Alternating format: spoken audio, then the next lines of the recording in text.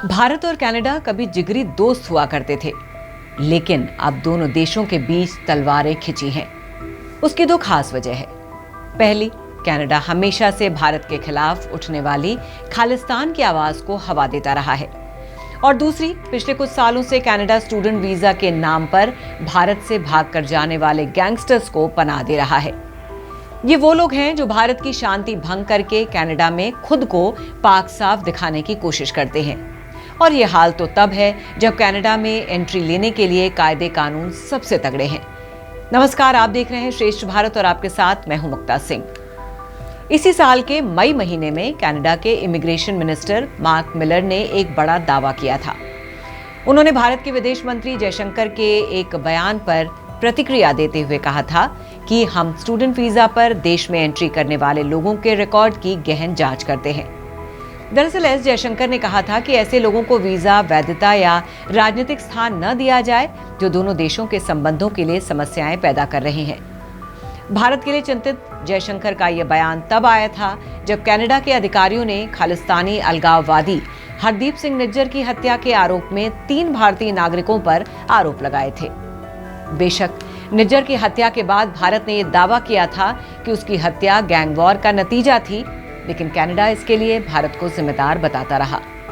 हालांकि थोड़ा पीछे जाकर देखा जाए तो कनाडाई इमिग्रेशन मिनिस्टर मार्क मिलर की थियरी में कुछ गड़बड़ है, क्योंकि प्रधानमंत्री जस्टिन ट्रूडो की लिबरल पार्टी के एक कनाडाई सीनेटर की माने तो विदेशी नागरिक अपने देश से पुलिस सर्टिफिकेशन के बिना आसानी से स्टूडेंट वीजा प्राप्त कर सकते हैं। शायद इसी बात का फायदा उठाते हुए लॉरेंस बिश्नोई गैंग के सदस्य गोल्डी बरार समेत पंजाब के 8 कुख्यात अपराधी और गैंगस्टर्स पिछले कुछ सालों में स्टूडेंट वीजा पर कनाडा में दाखिल हुए हैं। उनके नाम कुछ इस तरह हैं। लिस्ट में पहले नंबर पर है गोल्डी बरार, दूसरे नंबर पर है लखबीर सिंह संधू उर्फ लांडा, तीसरे नंबर पर है रमनदीप सिंह उर्फ रमन जज, चौथे नंबर पर है चरणजीत सिंह उर्फ रिंकू, 5वें नंबर पर है गुरदीप सिंह उर्फ बाबा डल्ला, और 6ठे नंबर पर है अर्शदीप सिंह उर्फ अर्श डल्ला, 7वें नंबर पर है सतवीर सिंह उर्फ वारिंग, और 8वें नंबर पर है स्नोवीर सिंह उर्फ ढिल्लो। भारत से भागे हुए ये वो 8 गैंगस्टर्स हैं जिन्होंने स्टूडेंट वीजा लेकर कनाडा में एंट्री ली और अब उस देश के दामाद बनकर बैठे हुए हैं।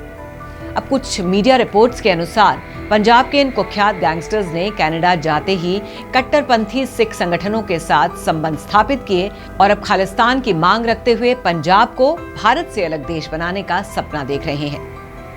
ये हाल तो तब है जब इमिग्रेशन को लेकर कनाडा के नियम काफी सख्त हैं, जिनके अनुसार स्थायी निवास, नागरिकता या वर्किंग हॉलिडे वीजा के लिए आवेदन करने वालों के लिए उनकी होम कंट्री से पुलिस सर्टिफिकेट जरूरी है। इस नियम का मकसद कनाडाई अधिकारियों को आवेदक के मूल देश में संभावित आपराधिक इतिहास के बारे में पहले से चेतावनी देना है। लेकिन कनाडाई मीडिया आउटलेट सीबीसी न्यूज की एक रिपोर्ट के अनुसार किसी अंतर्राष्ट्रीय छात्र को प्रवेश देने का फैसला लेते समय कनाडाई इमिग्रेशन अधिकारियों के पास पुलिस की तरफ से तैयार किए गए दस्तावेजों तक पहुंच होना जरूरी मानदंड नहीं है। Immigration, refugees and citizenship Canada यानी IRCC के एक प्रवक्ता की माने तो सभी अधिकारी रॉयल कैनेडियन माउंटेड पुलिस जैसे लॉ एनफोर्समेंट भागीदारों के साथ मिलकर पूरी दुनिया से आने वाले आवेदनों की स्क्रीनिंग करते हैं, ताकि कनाडाई लोगों के लिए खतरा पैदा करने वाले लोगों की पहचान करने में मदद करने के लिए एक व्यापक सुरक्षा जांच की जा सके। दरअसल कनाडा के इस दोहरे चरित्र के पीछे बहुत बड़ी वजह है, और वो ये है कि देश की इकोनॉमी में बाहरी स्टूडेंट्स का अच्छा खासा योगदान रहता है। द ग्लोब एंड मेल की रिपोर्ट की माने तो कनाडा बॉर्डर सर्विसेज एजेंसी ने पिछले साल देश में एंट्री करने वाले फर्जी कॉलेज एक्सेप्टेंस लेटर का इस्तेमाल करने वाले करीब 300 अंतर्राष्ट्रीय छात्रों की जांच की। इनमें से 10 लोग कनाडा में होने वाली आपराधिक गतिविधियों में शामिल पाए गए। कनाडा के ढीले स्टूडेंट वीजा नियमों के पीछे एक संभावित कारण ये है कि अंतर्राष्ट्रीय छात्र देश की जीडीपी में बड़ा योगदान देते हैं।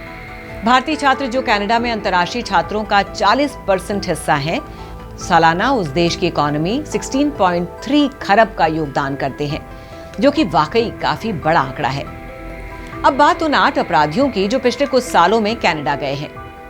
इंग्लिश पेपर द ट्रिब्यून के अनुसार उन तमाम लोगों के खिलाफ हत्या, लूटपाट, जबरन वसूली, अपहरण जैसे अनगिनत आरोप हैं। इसके अलावा पंजाब ने 13 ड्रग तस्करों के लिए प्रत्यर्पण कार्रवाई शुरू भी की है। इनमें से कुछ का 3 साल बाद भी पता नहीं चल पाया है और इसी वजह से इन्हें पकड़ पाना मुश्किल हो रहा है।